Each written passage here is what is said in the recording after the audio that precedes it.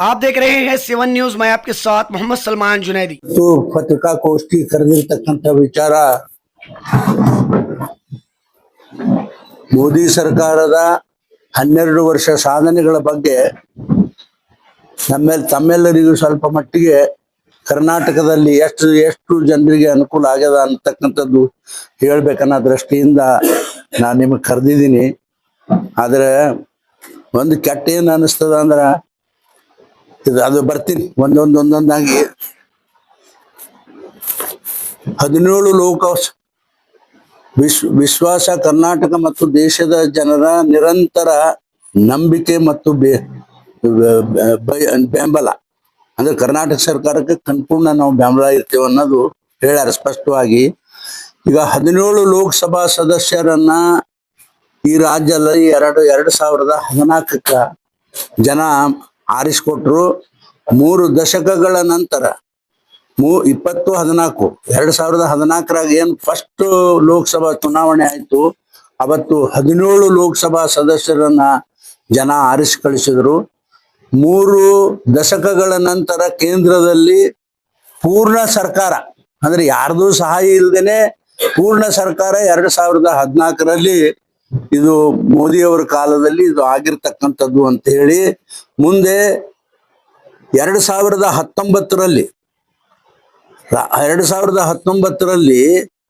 ಬಹುಶಃ ಕಾಂಗ್ರೆಸ್ ಸರ್ಕಾರನೇ ಇರಬಹುದು. ಅವತ್ತು 25 ಸ್ಥಾನಗಳಿಗೆ ಐತಿಹಾಸಿಕ ಜಯ. ಇತ್ತೀಚಿನ ಇತಿಹಾಸದಲ್ಲಿ ಅತ್ಯುತ್ತಮ ಪ್ರದರ್ಶನವಾಗಿರುವ ಕರ್ನಾಟಕದ 28 ಸ್ಥಾನಗಳಲ್ಲಿ 25 ಸ್ಥಾನಗಳನ್ನು ಭಾರತೀಯ ಜನತಾ ಪಕ್ಷ ಲೋಕಸಭೆಗೆ ಜನ ವೋಟ್ ಹಾಕಿದ್ರು. ಮೋದಿ ಅವರ ಆಡಳಿತ ಮಾದರಿಯ ಮತ್ತು ರಾಷ್ಟ್ರೀಯ ಭದ್ರತಾ ದೃಷ್ಟಿಕೋನವನ್ನು ಪುರಸ್ಕರಿಸಿದರು. 2024 51.66% ಮತಗಳನ್ನ ಭಾರತೀಯ ಜನತಾ ಪಾರ್ಟಿಗೆ ಬಿದ್ದು ರಾಜ್ಯದಲ್ಲಿ ಕಾಂಗ್ರೆಸ್ ಸರ್ಕಾರದ ಇದ್ದರೂ ಕೂಡ 24 ಲೋಕಸಭಾ ಚುನಾವಣೆಯಲ್ಲಿ ಬಿಜೆಪಿ 17 ಮತ್ತು ಜೆಡಿಎಸ್ ನಮ್ ಜೊತೆ ಇತ್ತಲ್ಲ ಅವತ್ತು, ಜೆಡಿಎಸ್ 2 ಮೈತ್ರಿ ಸ್ಥಾನಗಳ ಕೂಟಕ್ಕೆ 19 ಸ್ಥಾನಗಳನ್ನ ಕರ್ನಾಟಕದ ಜನ ಕೊಟ್ರು. ಕೃಷಿ ಇದು ಎಲ್ಲ ನಿಮಗೆ ದಯವಿಟ್ಟು ಬಂದದಲ್ಲ, ತಮಗ ಎಲ್ಲರಿಗೂ ಬಂದದಲ್ಲ. ನಾನು ಮೇನ್ ಪಾಯಿಂಟ್ಗಳು ಹೇಳ್ತೀನಿ, ಉಳ್ಕಿವ್ ನೀವು ನೋಡ್ಕೊರಿ. ಆಮೇಲೆ 2.12 ಕೋಟಿ ಜನಧನ ಖಾತೆಗಳಿಗೆ ಬ್ಯಾಂಕಿನ ವ್ಯವಸ್ಥೆಯಿಂದ ವಂಚಿತರಾಗಿದ್ದು ಕರ್ನಾಟಕದ 2.12 ಕೋಟಿ ಜನರಿಗೂ ಹೆಚ್ಚು ಜನರನ್ನು ಬ್ಯಾಂಕಿಂಗ್ ವ್ಯಾಪ್ತಿಗೆ ತರಲಾಯಿತು. ಮೊದಲು ಏನಿತ್ತು ನೋಡ್ರಿ, ನಿಮಗೆ ಗೊತ್ತದ. ಬ್ಯಾಂಕಿಂದು ಇದು ಕಾಂಗ್ರೆಸ್ನವ್ರಿಗೆ ಇದು ಹಿಂಗಾದ್ರೆ ಚಲೋ ಆಗ್ತದ ಗೊತ್ತಿದ್ರು ಕೂಡ ಅವ್ರು ಮಾಡ್ಲಿಲ್ಲ. ಈ ಏನು ಜನಧನ ಅಕೌಂಟ್ ಅಂತ ನಾವೇನ್ ಹೇಳ್ತೀವಿ, ಇದು ಮಾಡ್ಲಿಲ್ಲ. ಯಾಕಂದ್ರೆ ಏನೇ ₹1 ನೋಡ್ರಿ, ರಾಜೀವ್ ಗಾಂಧಿ ಅವರು ಪಾರ್ಲಿಮೆಂಟ್ನಾಗ ಹೇಳಿದ್ರು ಒಂದಿನ, ಅಲ್ಲಿ ಬಿಜಾಪುರಕ್ಕ ನಾವು ₹10 ಅಥವಾ ₹100 ನಾವು ಮಂಜೂರಾತಿ ಮಾಡಿ ಕಳ್ಸಿದ್ರ ಬೆನಿಫಿಷರಿಗೆ ಮುಟ್ಟುದು ರೊಕ್ಕ ಎಟ್ಟು ಅನ್ನೋದು ನೀವು ಕೇಳಿರಲ್ಲ. ಎಲ್ಲಾ ಮೀಡಿಯೇಟರ್ ತಿಂದು ಕೊನೆಗೆ ಅದಕ್ಕ ಒಂದ್ ₹4 ₹8 ಸಿಕ್ತಿತ್ತು. ಇದು ಆಗಬಾರದನ್ನ ಕಾರಣಕ್ಕೆ ಮೋದಿ ಅವರು ಈ ಜನಧನ ಯೋಜನೆಯನ್ನು ತಂದು ಕೊಟ್ಟು ಈ ರಾಜ್ಯದ ಜನರಿಗೆ 1 ಪೈಸಾ ಎಲ್ಲೇ ಮಂಜೂರಾತಿ ಆದ್ರೂ ಕೂಡ ಅದು ಅವರ ಬ್ಯಾಂಕಿಗೆ ನೇರವಾಗಿ ಹೋಗ್ಬೇಕು ಅಂತಕ್ಕಂಥದ್ದು ಮಾಡೋದು ದೊಡ್ಡ ಜನರಿಗೆ, ಬಡ ಜನರಿಗೆ ಸಹಾಯ ಅಂತೇಳಿ ಸಾಧನೆ ಅಂತೇಳಿ ನಾನು ಹೇಳಲಿಕ್ಕೆ ಬಯಸ್ತೀನಿ. ಅದ್ರ ಜೊತೆಗೆ ನೋಡ್ರಿ, ಎಲ್ಲಕ್ಕಿಂತ ಬೆಸ್ಟ್ ಅಂದ್ರೆ ಏನು ಅಂದ್ರೆ ನೋಡ್ರಿ, 60 ವರ್ಷ ಈ ದೇಶದ ರಾಜಕಾರಣ ಮಾಡಿದ್ರು. 70 ವರ್ಷನಾಗ 60 ವರ್ಷ ರಾಜಕಾರಣ ಮಾಡಿದ್ರ ನೋಡ್ರಿ, ಅವ ನೆಹರು ಸಾಹೇಬ್ ಆದ, ಇಂದಿರಕ್ಕ ಆದ್ರು, ಅದ್ರ ಮೇಲೆ ಅವ್ರ ಇಂದಿರಕ್ಕನ ಮಗ ಎಲ್ಲರೂ ಬಂದ್ರು. ಈ ದೇಶದ ರಾಜಕಾರಣನೇ ಏನು ಗಾಂಧಿ ಫ್ಯಾಮಿಲಿಗೆ ಇತ್ತು ಏನಂಗಿತ್ತು ಅವಾಗ. ಮತ್ತೆ ಅಲ್ಲ ನಿಮಗ ನಿಮ್ಮ ಮನ್ಯಾಗ ಫಿಲ್ಟರ್ ಇರ್ತಾವ, ಎಲ್ಲ ನೀರ್ ಕುಡಿತೀರಪ್ಪ. ಸಾಮಾನ್ಯ ಜನರು ಬಡವರು ನೀರು ಎಲ್ಲಿ ಹೆಂಗ್ ಕುಡಿಬೇಕು ನೀರ? ಇದೆಲ್ಲವನ್ನ ತಿಳ್ಕೊಂಡು ಮೋದಿ ಅವರು ಅವಾಗ ನೋಡಿ, ಅದೃಷ್ಟಕ್ಕೆ ನಾನೇ ಮಂತ್ರಿ ಇದ್ದ ದೇಶದಲ್ಲಿ, ಅವ್ರ ಜೊತೆ ನಮಗೆಲ್ಲ ಕುಡಿಯೋ ನೀರಿನ ವ್ಯವಸ್ಥೆ ಮಾಡ್ರಿ. ಆಂಧ್ರದಾಗ ಬಹಳ ಚಲೋ ಮಾಡ್ಯಾರ. ಇದು ಹರ್ ಘರ್ ನಲ್ಲ ಯೋಜನೆ, ನೀವು ಹೋಗಿ ನೋಡಿ ಬಾ ಅಂದ್ರು. ನಾವೆಲ್ಲ ಆಫೀಸರ್ ಕರ್ಕೊಂಡು ನಾನು ಹೋಗಿ ಎಲ್ಲ ಸುತ್ತಾಡಿ, ಆಂಧ್ರ ಪ್ರದೇಶದಲ್ಲಿ ಸುತ್ತಾಡಿ ಬಂದು ರಿಪೋರ್ಟ್ ಕೊಟ್ಟ ಮೇಲೆ ಅದನ್ನ ಎಕ್ಸಿಕ್ಯೂಷನ್ ಮಾಡಿದ್ರು. ಏನು, ಇಡೀ ದೇಶದಲ್ಲಿ ಇರ್ತಕ್ಕಂಥ ಜನರಿಗೆ ಪ್ರತಿಯೊಬ್ಬರಿಗೆ ಫಿಲ್ಟರ್ ನೀರು, ಪ್ರತಿಯೊಂದು ಹಳ್ಳಿಗೆ ಫಿಲ್ಟರ್ ನೀರು ಕೊಡಬೇಕು ಅನ್ನೋ ದೃಷ್ಟಿದಿಂದ ಈ ಏನು ಒಂದು ಯೋಜನೆಯನ್ನು ತಂದ್ರು. ಏನಪ್ಪಾ, ಈಗ ಕರ್ನಾಟಕಕ್ಕೆ 87.7 ಲಕ್ಷ ಗ್ರಾಮೀಣ ಜನರಿಗೆ ನೀರು, ಏನ್ರಿ ನೀರ ಜನಜೀವನ ಮಿಷನ್ ಆದಿಯಲ್ಲಿ ರಾಜ್ಯದಲ್ಲಿ 87.7 ಲಕ್ಷ, ಲಕ್ಷಕ್ಕೂ ಹೆಚ್ಚು ಗ್ರಾಮೀಣ ಮನೆಗಳಿಗೆ ಯಶಸ್ವಿಯಾಗಿ ನಳ ಯೋಜನೆಯನ್ನ ಜೋಡಿಸ್ತಕ್ಕಂಥ ಕೆಲಸ ಮೋದಿ ಅವರು ಮಾಡಿದ್ರು. ಬಹಳ ಸಂತೋಷದ ಕೆಲಸ ಅಂತ ಈ ಸಂದರ್ಭದಲ್ಲಿ ನಾನು ಹೇಳ್ತೀನಿ. ಸಾಮಾಜಿಕ ಸುರಕ್ಷತೆ ಮತ್ತು ಕೋವಿಡ್ ಬಿಕ್ಕಟ್ಟಿನ ಸಕ್ರಿಯ ನಿರ್ವಹಣೆ. ಯಾಕಂದ್ರೆ ಒಟ್ಟ ಮೋದಿ ಅವರ 12 ವರ್ಷ ಅನುಕೂಲದಲ್ಲಿ ನಮ್ಮ ಜಿಲ್ಲೆನಲ್ಲಿ ನಾವು ಪಾರ್ಟಿಯವರು 4 ಪ್ರಮುಖ ಅಂಶಗಳನ್ನ ಮಾಡಿದೆವು. ಈಗ ಒಂದು ಪ್ರಮುಖ ಅಂಶದಲ್ಲಿ ನಾನು RRC ಹೇಳಿದೀನಿ. ಈಗ ಎರಡನೇದ್ದು ಏನಪ್ಪಾ ಅಂತಂದ್ರ ಸಾಮಾಜಿಕ ಸುರಕ್ಷತೆ ಮತ್ತೆ ಕೋವಿಡ್ ಬಿಕ್ಕಟ್ಟಿನಲ್ಲಿ ಸಕ್ರಿಯ ನಿರ್ಧಾರದಲ್ಲಿ ಬಹಳ ಮಹತ್ವವಾಗಿರ್ತಕ್ಕಂಥದ್ದು ಏನಪ್ಪಾ ಅಂತಂದ್ರ ಸುಮಾರು 48.9 ಲಕ್ಷ ಅಟಲ್ ಪೆನ್ಷನ್ ಚಂದಾದಾರರು, ಇಷ್ಟು ಜನ ಪೆನ್ಷನ್ ದಾರ ಕೊಟ್ಟರು. 48.9 ಲಕ್ಷ ಜನರಿಗೆ ಕರ್ನಾಟಕದಲ್ಲಿ ಸಂಘಟಿತ ಮತ್ತು ಅಸಂಘಟಿತ ವಲಯದ 49.9 ಲಕ್ಷಕ್ಕೂ ಹೆಚ್ಚು ಹಿರಿಯ ನಾಗರಿಕರಿಗೆ 60 ವರ್ಷದ ನಂತರ 1,000 ರೂಪಾಯಿಯಿಂದ 5,000 ಖಾತೆಯವರಿಗೆ ಖಾತೆಯವರಿಗೆ ನಂತರ ಕೊಟ್ರು. ಆಮೇಲೆ ಇನ್ನೊಂದಂದ್ರ 31.1 ಲಕ್ಷ ಕಿಸಾನ್ ಕ್ರೆಡಿಟ್ ಕೊಟ್ರು ರೈತರಿಗೆ. ಕರ್ನಾಟಕದಲ್ಲಿ ಕೃಷಿ ಮತ್ತು ಮೀನುಗಾರಿಕೆಯ ನಂಬಿದ 31.7 ಲಕ್ಷಕ್ಕೂ ಹೆಚ್ಚು ಜನರು ರಿಯಾಯಿತಿಯ ದರದಲ್ಲಿ ಸರ್ಕಾರದಿಂದ ಸಾಲ ಒದಗಿಸಿ ಲೇವಾದೇವಿಯಾದರು. ಆಮೇಲೆ ಮೂರನೇದ್ದು ಮತ್ತೆ 1,89 ಕೋಟಿ ಆಯುಷ್ಮಾನ್ ಕಾರ್ಡ್ಗಳು. ಎಷ್ಟು? 1.89 ಕೋಟಿ ಆಯುಷ್ಮಾನ್ ಕಾರ್ಡ್ಗಳನ್ನು ಕೊಟ್ಟರು.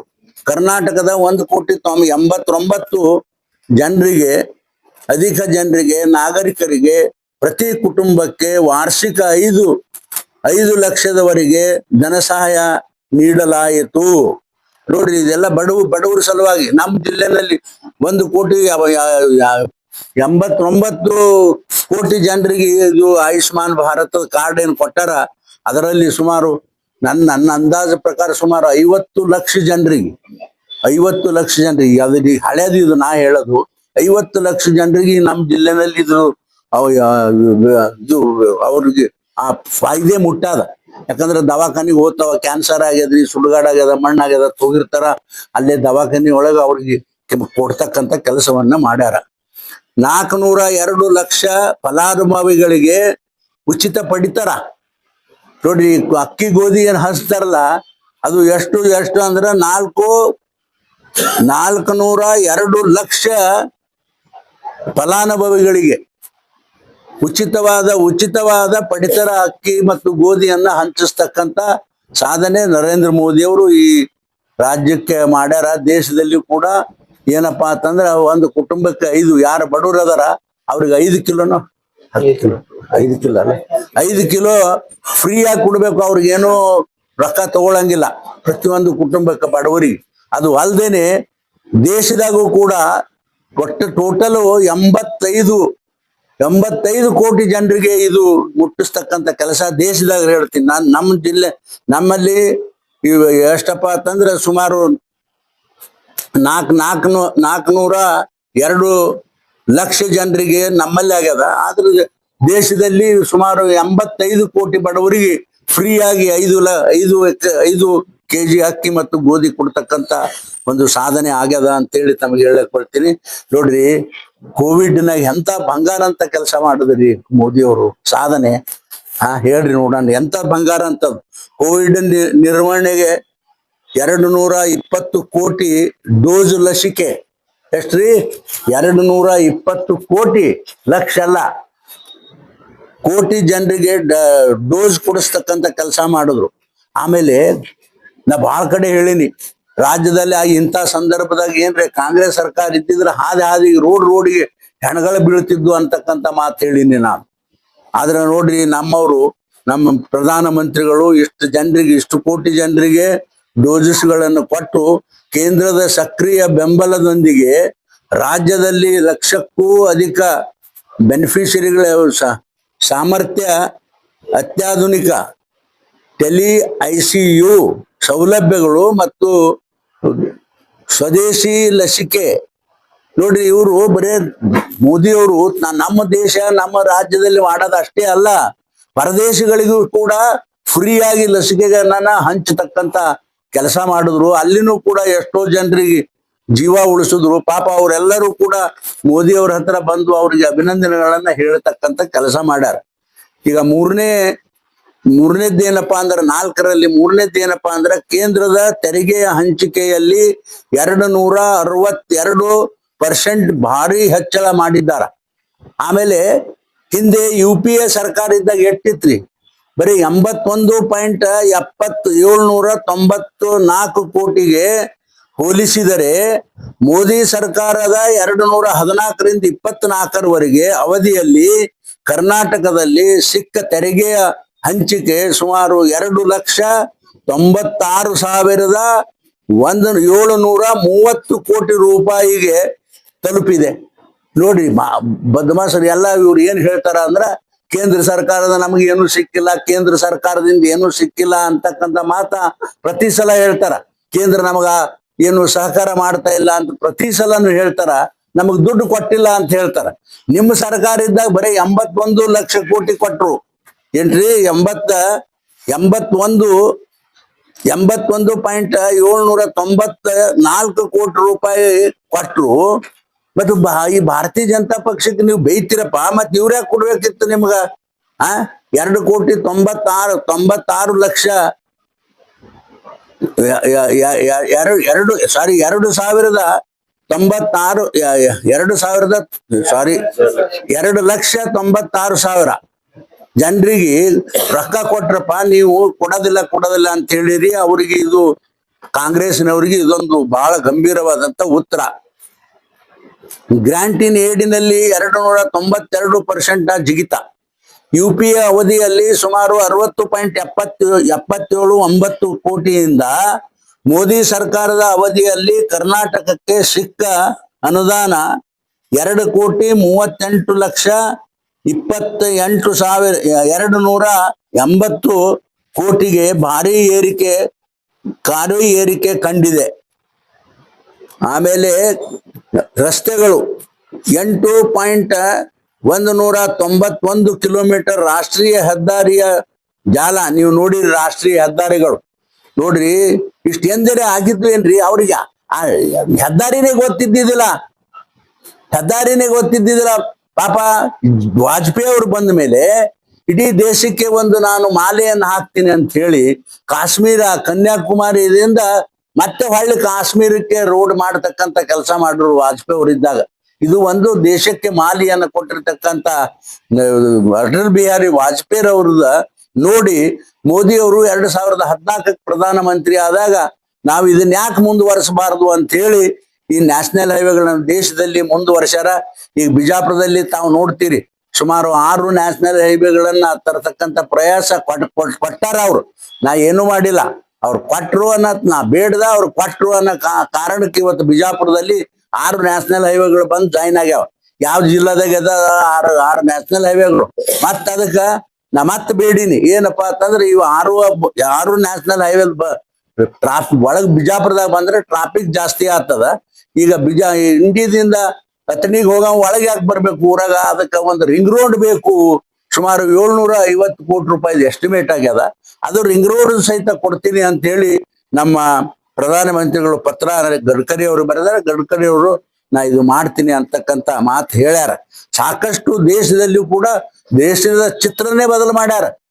ಮೋದಿ ಅವ್ರ ಸರ್ಕಾರದಲ್ಲಿ ದೇಶದಲ್ಲಿ ಎಲ್ಲಿ ಬೇಕಾದಲ್ಲಿ ಅವ್ರು ಬರೀ ಬಿಜಾಪುರ ಅಷ್ಟೇ ಅಲ್ಲ, ಎಲ್ಲಿ ಹೋದ್ರು ಕೂಡ ಈ ನ್ಯಾಷನಲ್ ಹೈವೇಗಳು ಭಯಂಕರ ನ್ಯಾಷನಲ್ ಹೈವೇ ಆದ್ರೆ ನಮ್ಮ ಜಿಲ್ಲೆ ನಮ್ಮ ರಾಜ್ಯಕ್ಕೆ ಮಾತ್ರ 8,190 ಕಿಲೋಮೀಟರ್ ನ್ಯಾಷನಲ್ ಹೈವೇ ಕೊಡ್ತಕ್ಕಂತ ಪ್ರಯಾಸ ಮಾಡ್ಯಾರ. ಆಮೇಲೆ ರೈಲ್ವೆ ವಿದ್ಯುತ್ತೀಕರಣ ನಿಮ್ಗೆ ಗೊತ್ತದ. ರೈಲ್ವೆ ಮೊದಲ ರೈಲ್ವೆ ಇಲೆಕ್ಟ್ರಿಕಲ್ ಮೇಲೆ ಹೋಗ್ತದ ಅಂತ ಹೇಳಿದಾಗ ಅವಾಗ ನಾವು ಶಾಲಿ ಕಲೆ ಮುಂದ ಸಲ್ಲಾಪುರದಿಂದ ಪುಣಾಕ್ ಹೋಗಿ ಪುಣಾದಿಂದ ಬಾಂಬೆಗೆ ಹೋಗಿ ಹೊಳ್ಳಿ ಬರ್ತಿದ್ದೇವ್ ನಾವು. ಯಾಕಂದ್ರೆ ಅದು ನೋಡ್ಲಕ್ಕ ಅದು ಎಂಥದ್ದು ಇರ್ತದ. ಈಗ ನಮ್ಮ ಊರಿಗೆ ಬಂದ್ಬಿಟ್ಟದ. ಈಗ ಇಡೀ ದೇಶಕ್ಕೆ, ಬರೀ ನಮ್ಮ ಊರಿಗೆ ಅಷ್ಟೇ ಅಲ್ಲ ಇಡೀ ದೇಶಕ್ಕೇನೆ ಕೊಡ್ತಕ್ಕಂಥ ಸಾಧನೆ ನರೇಂದ್ರ ಮೋದಿ ಅವರು ಮಾಡ್ಯಾರ. ಇದು 18 ಪಟ್ಟು ವೇಗ ಫಾಸ್ಟು ಜಾಸ್ತಿ ಆಗ್ತದ. ಇದರಿಂದ ವಾರ್ಷಿಕ ಸರ್ಕಾರಿ ರೈಲ್ವೆ ವಿದ್ಯುತ್ತೀಕರಣದ ಪ್ರಮಾಣ 18 ಕಿಲೋಮೀಟರ್ 2014ಕ್ಕಿಂತ ಮುಂಚೆ ಇತ್ತು. ಅದು ಅಲ್ಲಿಂದ ಈಗ ಏನಾಗ್ಯದಪ್ಪ ಅಂತಂದ್ರ 317 ಕಿಲೋಮೀಟರ್ಗೆ ಏರಿಕೆ. ಮತ್ತು ಹುಬ್ಬಳ್ಳಿಯಲ್ಲಿ ವಿಶ್ವದ ಅತಿ ಉದ್ದ ರೈಲ್ವೆ ಪ್ಲಾಟ್ಫಾರ್ಮ್, ವಿಶ್ವದ ಅತಿ ಉದ್ದ ಪ್ಲಾಟ್ಫಾರ್ಮ್ ಎಲ್ಲಪ್ಪ ಅಂತಂದ್ರ ಅದು ಹುಬ್ಳಿನಲ್ಲಿ ಆಗ್ಯದ, ರೈಲ್ವೆನಾಗ. ಇವೆಲ್ಲ ಭಯಂಕರ ಇವು ಎಲ್ಲ ಸಾಧನೆಗಳು ಅಲ್ಲೇನು ಹೇಳ್ರಿ ನೋಡ. ಇವ್ರು ಏನ್ ಮಾಡಿದ್ರಿ ಮರ ಒಂದೇ ಬಿಡ್ತಾರೆ. ಇದಕ್ಕೆ ಮುಗಿಸಿ ಹೇಳ್ತೀನಿ. ಇದು ನಾಲ್ಕನೇ ವಿಷಯ ಇಲ್ಲ. ಇನ್ನೊಂದು, ಈಗ ನಾವು ಯಾರು ಕೇಳಿದ್ರು ಗೊತ್ತಿಲ್ಲ, ನಾವಂತೂ ಕೇಳಿಲ್ಲ. ನಾವು ಬೇರೆ ಕೇಳಿದ್ದೆವು, ಅದು ಬೇರೆ ಕಡೆ ಶಿಫ್ಟ್ ಆಯ್ತು. ಈಗ ತುಮಕೂರಲ್ಲಿ HAL ಮತ್ತು ಬೋಯಿಂಗ್ ಅಂದ್ರೆ ಈ ಟ್ರೈನ್ಗಳದು ಇವು ಡಬ್ಬಿ ಹತ್ತೇವಲ್ಲ ನಾವು ಹಳ್ಳಿ ಭಾಷೆದಾಗ ಟ್ರೈನ್ ಡಬ್ಬಿ ಮಾಡ್ಲಕ್ಕ HAL ನವರಿಗೆ ಟ್ರೈನ್ ಡಬ್ಬಿಗಳು ಕ್ಯಾಂಪಸ್ಸು ದೇಶದ ಅತಿ ದೊಡ್ಡ ಹೆಲಿಕಾಪ್ಟರ್ ಉತ್ಪಾದನಾ ಸೌಲಭ್ಯ ಮತ್ತು ಅಮೆರಿಕದ ಕೊರಗಿದ ಬೋಯಿಂಗ್ ಸಂಸ್ಥೆಯ ಅತಿ ದೊಡ್ಡ 1,600 ಕೋಟಿ ರೂಪಾಯಿ ಹೂಡಿಕೆಯ ತಾಂತ್ರಿಕ ಕೇಂದ್ರವನ್ನು ಬೆಂಗಳೂರಿನಲ್ಲಿ ಸ್ಥಾಪಿಸಲಾಗಿದೆ. ನೋಡ್ರಿ, ಇವ ಸಾಮಾನ್ಯ ಮಾತೇನು ಹೇಳ್ರಿ ನೋಡೋಣ. ಹೆಲಿಕಾಪ್ಟರ್ ತಯಾರು ಮಾಡೋದು ಅಲ್ಲೇ ತುಮಕೂರಲ್ಲಿ ಆಯ್ತು. ಆಮೇಲೆ ಅಮೆರಿಕದವರು ಹೂಡಿಕೆ ಬೆಂಗಳೂರಲ್ಲಿ ಆಯ್ತು. ಆಮೇಲೆ ಕಲಬುರಗಿಯಾಗ ನೋಡ್ರಿ, ಅದು ಕಲಬುರಗಿ. ಆಮೇಲೆ 7 ಟೆಕ್ಸ್ಟೈಲ್ದು ಪಾರ್ಕ್ಗಳು ಕೊಟ್ಟಿದ್ರು, 7 ಇಡೀ ದೇಶದಾಗ. ಅದ್ರಾಗ ನಮ್ಮ ರಾಜ್ಯದಾಗ 7 ಟೆಕ್ಸ್ಟೈಲ್ ಪಾರ್ಕ್ಗಳು. ಅದರಲ್ಲಿ ಗುಲ್ಬರ್ಗಾಗೂ ಕೂಡ ಒಂದು ಟೆಕ್ಸ್ಟೈಲ್ ಹೊಸ ಪಾರ್ಕ್ನ ಕೊಡ್ತಕ್ಕಂಥ ಪ್ರಯಾಸ ನಮ್ಮ ಸರ್ಕಾರದಿಂದ ಆಗ್ಯದ ಅಂತ ಹೇಳಿ ನಾನು ಹೇಳಲಿಕ್ಕೆ ಬಯಸಿ, 4ನೇ ಅಂಶಗಳು ಏನದಪ್ಪ, ಅಂತಾರಾಷ್ಟ್ರೀಯ ಸಂಬಂಧಗಳು ಮತ್ತು ವಿದೇಶಾಂಗ ನೀತಿಯ ಬಗ್ಗೆ ಅದ. ಅದು ಹೆಚ್ಚಿಗೆ ನಾನು ಹೇಳಿಲ್ಲ, ದಯವಿಟ್ಟು ತಾವು ಅದರಲ್ಲಿ ಗಮನಿಸಬಹುದು ಅಂತಕ್ಕಂಥ ವಿನಂತಿಯನ್ನ ನಿಮ್ಮೆಲ್ಲರಿಗೆ ಮಾಡಿಕೊಂಡು, ಇವತ್ತು ನೋಡ್ರಿ ದೇಶದಲ್ಲಿ ಬರೀ ರಾಜ್ಯದಲ್ಲಿ ಇದನ್ನ ಹೇಳಿ ನಾನು ದೇಶದ ಇತಿಹಾಸವನ್ನೇ ಬದಲು ಮಾಡ್ಯಾರ. 70 ವರ್ಷ, ಒಂದ್ ವೇಳೆ 60 ವರ್ಷ ಇದೇ ಮನುಷ್ಯನೇ ಇದ್ದಿದ್ರ, ಯಾರು ಮೋದಿಯವರು ಮೊದಲಿನಿಂದೇ ಇದ್ಬಿಟ್ಟಿದ್ರ ಇವತ್ತು ದೇಶದ ಪರಿಸ್ಥಿತಿ ಏನಾಗ್ತಿತ್ತು, ಇವತ್ತು ಜಗತ್ತಿನಲ್ಲೇ ನಂಬರ್ 1 ಆಗ್ತಿತ್ತು ಅಂತಕ್ಕಂಥ ಮಾತು ಹೇಳಿ, ಅದ್ರ ಜೊತೆಗೆ ಬಹಳ ಸಂತೋಷದ ವಿಷಯ ಏನಪ್ಪಾ ಅಂತಂದ್ರ, 2014ಕ್ಕಿಂತ ಮುಂಚೆ ದೇಶದ ಪರಿಸ್ಥಿತಿ ಏನಿತ್ತು ಅಂದ್ರೆ 14ನೇ ಜಾಗದಾಗಿತ್ತು ಆರ್ಥಿಕವಾಗಿ. 14ನೇ ಜಾಗದಾಗ ಇವತ್ತು ಪುಣ್ಯಾತ್ಮ ಇಷ್ಟೆಲ್ಲಾ ಪ್ರಯಾಸ ಮಾಡಿ 3ನೇ ಜಾಗಕ್ಕೆ ತಂದಾರ. ಇನ್ನು ವರ್ಷ 2 ವರ್ಷದಲ್ಲಿ ನಾನು 1ನೇ ನಂಬರ್ ಹೋಗಿ ಮುಟ್ತೇವು ಅಂತಕ್ಕಂಥ ಆಶಾ ನಮಗೆಲ್ಲರಿಗೆ ಮನಸ್ಸಲ್ಲಿ ಆಶಾ ಅದ ಅಂತಕ್ಕಂಥ ಮಾತವನ್ನು ಹೇಳಿ, ಇವತ್ತು ಕಾಂಗ್ರೆಸ್ಸಿನ ಕೇಂದ್ರ ಮತ್ತು ರಾಜ್ಯ ಸರ್ಕಾರ ಆಯ್ತು. ಈ ಕೇಂದ್ರದ್ದು ನಾವು ಬಹಳ ಹೇಳೋದು ಬೇಡ, ರಾಜ್ಯ ಸರ್ಕಾರದಾಗ ಈಗ ಸರ್ಕಾರ ಬಂದ ಏನ್ ಮಾಡ್ಯಾರ ನೋಡ್ರಿ ನೀವೇ. ಒಂದು ಕಲ್ಲು ಹಾಕಿದ್ರ, ಒಂದು ಬ್ರಿಡ್ಜ್ ಮಾಡಿದ್ರ, ಒಂದು ರೋಡ್ ಮಾಡಿದ್ರ. ಈಗ ನೋಡ್ರಿ ನಿನ್ನೆ ನಾನು ಎಷ್ಟಪ್ಪ ಅಂದ್ರೆ 43 ಕೋಟಿ ರೂಪಾಯಿಯ ಹಣವನ್ನ ಎಲ್ಲಾ ಕ್ಷೇತ್ರಗಳಿಗೆ ಕೊಡಿಸ್ತಕ್ಕಂಥ ಪ್ರಯಾಸ ಮಾಡಿದೀನಿ ನಾನು. ಪ್ರತಿ ಕ್ಷೇತ್ರಕ್ಕೆ 6 ಕೋಟಿ. ಅಂದ್ರೆ ನೋಡ್ರಿ, ಇವ್ರ ಮನುಷ್ಯತ್ವ ಇದ್ರ ಮೋದಿ ನಂದು ಹಾಕ್ಬೇಡ್ರಿ, ನಂದು ಹಾಕ್ಬೇಕು ಅಂತ ನಾ ಅಪೇಕ್ಷೆ ಮಾಡೋದಿಲ್ಲ. ಮೋದಿ ಅವ್ರದೊಂದು ಫೋಟೋ ಹಾಕಿ, ನಿಮ್ದೊಂದು ಫೋಟೋ ಹಾಕೋರಪ್ಪ ಅಂದ್ರ ನಾನು ಹೇಳಿದ್ರು, DC ಅವ್ರಿಗೆ ಅದನ್ನ ಹೇಳಿದ್ರು ಕೂಡ ಅವರು ಹೇಳ್ಯಾರ, ಆದ್ರೂ ಅದನ್ನ ಮಾಡ್ತಾ ಇಲ್ಲ. ಮಂದಿಗೆ ಏನ್ ಹೇಳ್ತಾರ, ಇದು ತಮ್ಮ ಮರ್ಯಾದೆ ಹೋದಿತ್ತು, ನಾಚಿಕ್ ಬರ್ತದ. ಕೇಂದ್ರ ಸರ್ಕಾರದ ಹಣ ಇತ್ತು ಅಂದ್ ನಾವು ಮಾಡ್ಲಕತ್ತೇವ, ನಾಚಿಕ್ ಬರ್ತದ. ಅದು ಹೇಳೋದೇ ಇಲ್ಲ. ನಾನಂತೂ ಇವ್ರ ಕಾಟಕ್ಕಾಗಿ ನಾ ಎಲ್ಲಿ ಪೂಜೆ ಮಾಡ್ಲಕ್ ಹೋಗಲ್ಲ. ಒಂದು ರೋಡು ನಾ ಪೂಜೆ ಮಾಡಿಲ್ಲ ನೋಡ್ರಿ. ತಿಕೋಟದಾಗ 200 ಕೋಟಿ ರೂಪಾಯಿ ಅವ್ರ ಪತ್ರನು ಕೊಟ್ಟಿಲ್ಲ, ನನಗ ಮಾಡ್ರಿ ಅಂತೂ ಹೇಳಿಲ್ಲ.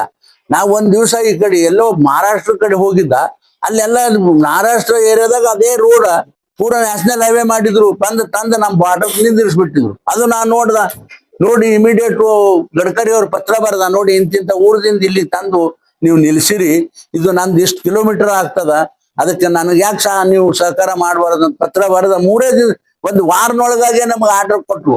ಆರ್ಡರ್ ಒಳಗಾಗಿ 200 ಕೋಟಿ ರೂಪಾಯಿ ಅದು ಏನು ನಮ್ಮ ತಿಕೋಟದಿಂದ ಮಹಾರಾಷ್ಟ್ರ ಬಾರ್ಡರ್ಗೆ. ಇದು ಯಾರು ಹೇಳಿದ್ದಿಲ್ಲ, ನನಗೆ ಯಾರು ಪತ್ರನು ಕೊಟ್ಟಿದ್ದಿಲ್ಲ. ಆದ್ರೂ ನಾನೇ ನೋಡಿ ಮಾಡ್ದ. ಎಲ್ಲಿ ಏನು ಕೇಳಿದ್ರು ಕೂಡ ಕೊಡ್ತಕ್ಕಂಥ ಪ್ರಯಾಸ ನಮ್ಮ ಸರ್ಕಾರ ಮಾಡ್ಯದ. ಇದು ನಾ ಮಾಡಿದ್ದಲ್ಲ, ನನ್ನ ಸರ್ಕಾರ ಕೊಟ್ಟದನ ಅನ್ನೋ ಕಾರಣಕ್ಕ ಇಷ್ಟೊಂದು ಅಭಿವೃದ್ಧಿ ಕೆಲಸ ನಮ್ಮ ಜಿಲ್ಲೆನಾಗೆ ಆಗ್ಯಾವ ಅಂತಕ್ಕಂಥ ಮಾತವನ್ನ ಈ ಸಂದರ್ಭದಲ್ಲಿ ಹೇಳಿ, ಕಾಂಗ್ರೆಸ್ಗಿರು ಏನ್ ಮಾಡ್ಯಾರ ನೀವೇ ನೋಡಿ. ಗ್ಯಾರಂಟಿ ಒಂದು ಕೊಟ್ಟ ಹೆಂಗಸರಿಗೆ, ಈ ಗಂಡಗ ಹೆಂಡತಿಗೆ ಜಗಳ ಹಚ್ಚಾರ. ಅದು ಗಂಡ ಕುಡಿಲಕ್ ಹೋಗ್ತದ, ಅದ್ರ ಕಿಶದಾಗಿನ ರೊಕ್ಕ ಅವರೇ ಸರ್ಕಾರದವರೇ ಕಸ್ಕೊಂಡ ಬಾಯಿಗೆ ಏನು ಟಿಕೆಟ್ ಕೊಡ್ತಾರಲ್ಲ ಅದನ್ನೇ ಅಲ್ಲಿ ಕೊಡ್ತಾರ ಅಷ್ಟೇ. ಇವನ್ ಕಸ್ಕೊಂಡ್ರು ಆಕೆ ಕೊಡ್ತಾರ. ನೀವ್ ಹೇಳಿದ್ರಲ್ಲ ಯಾವಾಗ ಹೇಳ್ದೇವಲ್ಲ, ಜಂಪರ್ನ ಬಿಟ್ರು ಸೀರೆ ಒಳಗ್ ಕದ್ರು ಅಂತ, ಹಂಗ ಮಾಡ್ತಾರೆ ಇವ್ರೆಲ್ಲ. ಅದಕ್ಕ ನಾನ್ ನಿಜವಾಗಿ ಇದು ಅತ್ಯಂತ ಘೋರವಾಗಿ ನಾನು ಕ್ರಿಟಿಸೈಸ್ ಮಾಡ್ತೀನಿ. ಒಂದು ಕೆಲಸ ಮಾಡಿಲ್ಲ 3 ವರ್ಷ, ಬರೇ ಕುರ್ಚಿಗಾಗಿ ಇವ್ರು ಹೋರಾಟ ಮಾಡ್ಯಾರ. ಇವ್ರನ್ನ ಕಂಡ್ರ ಜನರಿಗೆ ಇರೋ ಸತ್ಯವಾಗಿ ಹೇಳ್ತೀನಿ, ಯಾವಾಗೇ ಇಲೆಕ್ಷನ್ ಆಗಲಿ 54ಕ್ಕಿಂತ ಮ್ಯಾಲ ಬಂದ್ರೆ ನಾನು ನೀವು ಹೇಳುದ್ ನಾ ಕೇಳ್ತೀನಿ. ಮುಂದಿನ ಸಲ ಬರೋದೇ ಇಲ್ಲ. ಭಾಳ ಬಂದ್ರ 50 ಬೇಡ 56 ಬರ್ತಾರ ನೋಡಿ. ಇದೇ ಫೈನಲ್. 56ಕ್ಕಿಂತ ಮ್ಯಾಲ ಬರುದಿಲ್ಲ, 50 ಬರ್ಕೊಂಡ್ಬಿಡ್ರಿ ನೀವು. ಯಾಕಂದ್ರೆ ನನ್ ಮನಸ್ಸು ನನ್ಗೆ ಗೊತ್ತಾಗ್ತದ್ರಿ. ಏನೋ ಒಂದು ಸುಮ್ಮನೆ ನನಗೆ ಏನೋ ಒಂದು ಬಾಯಿಗೆ ಬರ್ತದ, ಅದು ಖರ್ಯಾನೇ ಆಗಿರ್ತದೆ ಎಲ್ಲಾನು. ನಮ್ಮ ಯಾವನ ಹುಡುಗ ಕೇಳ್ದ, ಅವ್ ಭಯಂಕರ ಉಪದ್ರವ ಮಾಡ್ತಾನ್ರಿ ಮುಂಡೆ ಮಗ. ಹ್ಯಾಂಗ್ ಮಾಡದ್ರಿ ಸಾಹೇಬ್ರ ಚಡ್ಚಣಗೆ ಒಂದಿನ ಹೋಗ್ತಾರೆ ಹೇಳ, ಅವ್ರ ಏನ್ ಕಾಳಜಿ ಮಾಡ್ಬೇಡದ. ದೇವ್ರು ಅವ್ರನ್ನೆಲ್ಲ ಜೈಲಿಗೆ ಹಾಕಿಸ್ಬಿಟ್ಟ 6 ಪುಣ್ಯಾಗ. ಅದೇ ಹುಡುಗ ಅಲ್ಲೆಲ್ಲ ಗಲಾಟೆ, ಎಲ್ಲಿ ಹೋದಲ್ಲೆಲ್ಲ ಗಲಾಟೆ. ನನಗೆ ಹಿಡ್ದ, ಸಾಹೇಬ್ರ ನೋಡ್ರಿ ಅವ್ನಿಗೆ ಏನ್ರಿ ಮಾಡ್ರಿ ಅಂದ. ನಾ ಏನೂ ಆಡೋದ್ ಬೇಡ, ಅವ್ನಿಗೆ ದೇವ್ರು ಮಾಡ್ತಾನ ನೋಡಿ ಹ್ಯಾಂಗ ಆಗ್ತಾವ ಅವ್ನ ಪರಿಸ್ಥಿತಿ ಅಂದ. ಈಗ ಜೇಲ್ ಹಾಕೊಳ್ಳಿಲ್ಲಕತ್ತಾರ. ಅಂದ್ರ ನನ್ನ ಬಾಯಿಲೆ ಏನ್ ಬರ್ತದ ಭಾಳ ಕೆಲವೊಂದ್ ಸಂದರ್ಭ ಸತ್ಯ ಆಗ್ಬಿಡ್ತಾವ ಎಲ್ಲಾನು. ನಿಜವಾಗಿರಿ ಈಗಲ್ಲ, ಭಾಳ ದಿವಸದಿಂದ ಹಂಗೆ ನಡೆದದ. ಅದೇನದು ನನಗಂತೂ ಗೊತ್ತಿಲ್ಲ. ಏನ್ ಬಿಡುವ ಇಷ್ಟು ಹೇಳಿ ನಾನ್ ಮುಗಿಸ್ತೀನಿ. ತಾವೇನ್ರಿ ಕೇಳೋದ ಹೇಳಿ. ಬಿಜಾಪುರ ಸಂಬಂಧಪಟ್ಟಂಗೆ ಸಾಕಷ್ಟು ತಾವೆಲ್ಲ ವಿಚಾರವಾದಿಗಳಿವೆ.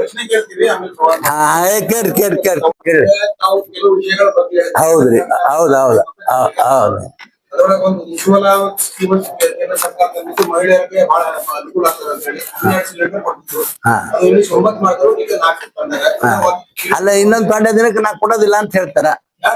ನಾವು ನಮ್ ಸರ್ಕಾರದವ್ರು ಮತ್ತೆ ಅದನ್ನ ಯಾಕೆ ಕೇಳಕತ್ತೀನಿ. ಉಜ್ವಲ ನೋಡ್ರಿ, ಅಲ್ಲ 1 ನಿಮಿಷ ಹೇಳ್ರಿ. ಉಜ್ವಲ ಯಾಕಂದ್ರಿ ಅಂದ್ರ ಹೌದ್ರಿ, ಉಜ್ವಲದೊಳಗ ಪೆಟ್ರೋಲ್ ರೇಟ್ ಆವಾಗ 65 ರೂಪಾಯಿ ಲೀಟರ್ ಇತ್ತು, ಸರ್ಕಾರದಾಗ 100 ರೂಪಾಯಿ ಪಾಸ್ ಆಯ್ತು.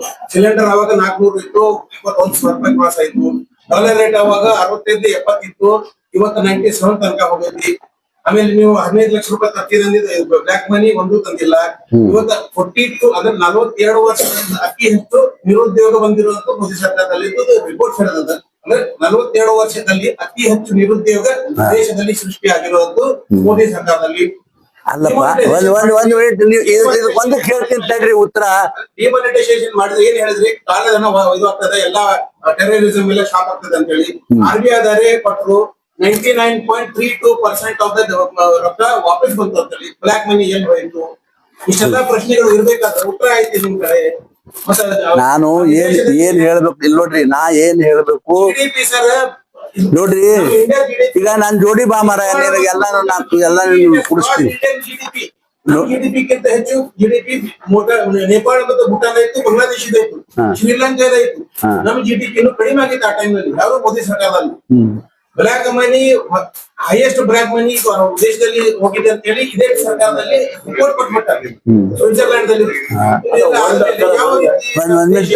ಅವ್ರು ಏನೇನ್ ಹೇಳ್ತಾವ ಅಂತ ಹೇಳ್ಬಿಡ್ಲಿ. ಇಲ್ಲಿ ನೋಡ್ರಿ, ನೀವು ಏನ್ ಕೇಳಕತ್ತಿರಲ್ಲ, ಬಹಳ ಸತ್ಯ ಅಂತ ಹೇಳಿ ಕೇಳಕತ್ತೀರಿ. ಮತ್ತ ನೀವು ಹಿಂದ್ ಕೇಳ್ಬೇಕಿತ್ತುಪ್ಪ. ಅಲ್ಲ, ಈಗ ಇಡೀ ದೇಶದ ಫೈನಾನ್ಸು 14ನೇ ಪ್ಲೇಸಿಗಿತ್ತು ಕಾಂಗ್ರೆಸ್ನ ಇದ್ದಾಗ.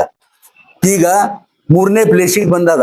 ಅದು ಏನು ಇವು ಎಲ್ಲ ಇಲ್ದೇನೆ ಬಂತ ಅದು ಫೈನಾನ್ಸ್ ಅಲ್ಲಿ ಈಗ ನೋಡ್ರಿ ನಾನು ಫೈನಾನ್ಸ್ ಹೇಳ್ತೀನಿ ಕೇಳ್ರಿ, ನಾನು ಫೈನಾನ್ಸ್ ಮಿನಿಸ್ಟರ್ ಅಲ್ಲ, ನಾನು ಒಬ್ಬ ಲೋಕಸಭಾ ಸದಸ್ಯ. ತಡ್ರಿ ಅದಕ್ಕೆ ಅವ್ರಿಗೆ ಒಂದಿಟ್ಟು ಹೇಳ್ಬಿಡೋಣ. ಅದಕ್ಕ ನಾನು ಲೋಕಸಭಾ ಸದಸ್ಯ. ನೀವೇನ್ ಕೇಳಿರಿ ಅದನ್ನೆಲ್ಲ ನನ್ನ ತಲೆಯಾಗ ಇಟ್ಕೊಳಕ ಕಾಂಪ್ಯೂಟರ್ ಮಷಿನ್ ನನಗಿಲ್ಲ. ದೇವ್ರು ನಿನಗ್ ಕೊಟ್ಟಾನ. ನೀವು ಅದು ಎಲ್ಲ ಕೇಳಿರಲ್ಲ. ಇದನ್ನ ನಾ ಯಾವಾಗ ಉತ್ತರ ಕೊಡಿಸ್ಬೇಕು ನಾ ಕೊಡಿಸ್ತೇನೆ ನಿಮಗೆ. ಒಂದ್ ಇನ್ನೊಂದು ಹೇಳ್ತೀನಿ ನಾನು ಯಾರಿಗೆ ಕಡಿಮೆ ಅಂತ ಹೇಳಿ ನೋಡು. ಕಂಪೇರ್ ಮಾಡ್ಬೇಕಲ್ರಿ.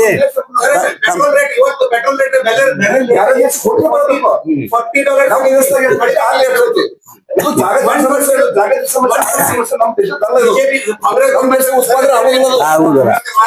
ಮನಮೋಹನ್ ಸಿಂಗ್ ಗವರ್ಮೆಂಟ್ ಒಳಗೆಲ್ಲ ಒಂದು ಬ್ಯಾರಲ್ $120 ಇತ್ತು, ಅವಾಗ 65 ಇತ್ತು. ಇವತ್ತು $40 ಆಗೈತಿ. ಅದು ₹100 ಯಾಕೆ ಆಗೈತಿ? ಕಡಿಮೆ ಆಗ್ಬೇಕಲ್ಲ.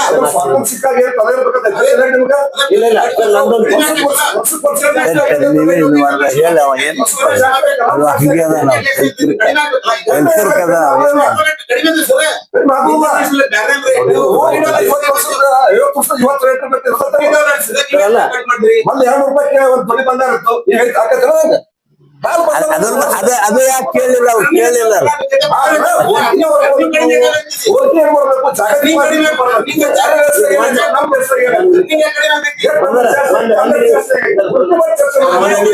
ಈಗ ನೀವು ಬಾಳ ಅವ್ರ ಜೋಡಿ ಮಾತಾಡೋದು ಅಷ್ಟೆಲ್ಲ ಬಿಟ್ಬಿಡ್ರಿ ಹೋಗ್ಲಿಕ್ಕೆ. ಏನ್ ಮಾಡೋದು ನಿಮ್ದ ಸಮಾಜ. ಈಗ ನೀವೇನ್ ಹೇಳಿದ್ರಿ 2014 ಯಾರು ಡಾಕ್ಟರ್ ಮನಮೋಹನ್ ಸಿಂಗ್ ಪ್ರಧಾನ ಮಂತ್ರಿ ಇದ್ದಾಗ 65 ಪೆಟ್ರೋಲ್ ಪೆಟ್ರೋಲ್ ಅಂತ ಹೇಳಿದ್ರಿ. ಆದ್ರೆ ನೀವು ನಾ ಹೇಳ್ತಾ ಕೇಳ್ರಿ ನೀವು 10 ವರ್ಷದಿಂದ ಹೋಗ್ರಲ್ಲ, 2004ನೇ ಹೋಗ್ರಿ. 10 ವರ್ಷ ಕಾಂಗ್ರೆಸ್ ಸರ್ಕಾರ ಇತ್ತು. ಅಲ್ರಿ ನಾವು ಹೇಳ್ತಾ ಕೇಳಿ ಸರ್, ನೀವು 65 ಯಾವಾಗಿತ್ತು? 14ರಾಗ 2004 ಎಷ್ಟು? 22 $33 ಪೆಟ್ರೋಲ್ ಇತ್ತು. 180 ಆಗೈತಿ. ಅಲ್ಲಿ ಒಂದ್ ನಿಮಿಷ ಅಲ್ಲೊಬ್ಬ ಪೆಟ್ರೋಲ್ ನೋಡ್ರಿ 14 ಮಾರ್ಕೆಟ್ ಅವಾಗ $120 ಒಂದು ಬ್ಯಾರೆಲ್ ಇತ್ತು ಕ್ರೂಡ್ ಆಯಿಲ್.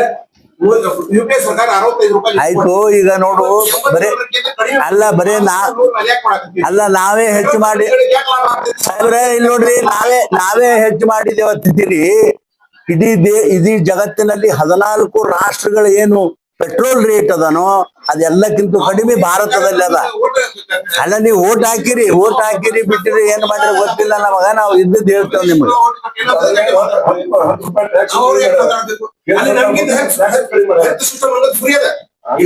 ಅವ್ರಿಗೆ ಕರ್ಕೊಂಡ್ ಹೋಗಂತಡ್ರಿ, ಅವ್ರಿಗೆ ಉತ್ತರ ಹೇಳ್ಸುನು. ವಿದೇಶದಲ್ಲಿ ನ್ಯೂಜಿಲೆಂಡ್ ಟೋಟಲಿ ಫ್ರೀ ಅದ ಹೆಲ್ತ್ ಸಿಸ್ಟಮ್, ಫ್ರೀ ಮಾಡ್ಯಾರ. ಹಂಗ ಹೇಳಿದ್ರಿ ಚೈನಾ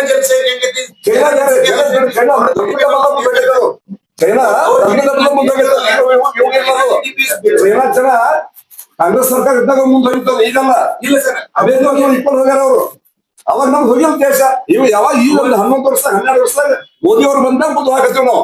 ಈಗ ಅವ್ರು ಯಾರಿಗೆ ನೋಡ್ರಿ ಇಲ್ಲಿ ಮೋದಿಯವ್ರ ಬಗ್ಗೆ ಸಮಾಧಾನ ಇಲ್ಲ. ಸುಮ್ಮನೆ ಬಿಡ್ರಿ. ಯಾಕೆ ಹೇಳಿ ಸರ್. ದೇಶದಲ್ಲಿ ಕಾಂಗ್ರೆಸ್ ಇದ್ದಾಗ ನೀವ್ ಹೇಳಿದ್ರಿ ಭ್ರಷ್ಟಾಚಾರ ಇತ್ತು, ಜನರಿಗೆ ಸಮಸ್ಯೆ ಇತ್ತು. ಹೌದು.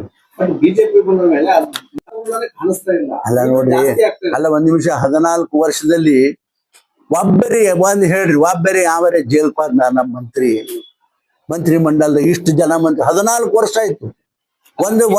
ಈಗ 14 ವರ್ಷ ಅಲ್ರಿ. ಆಯ್ತು ಅಲ್ರಿ.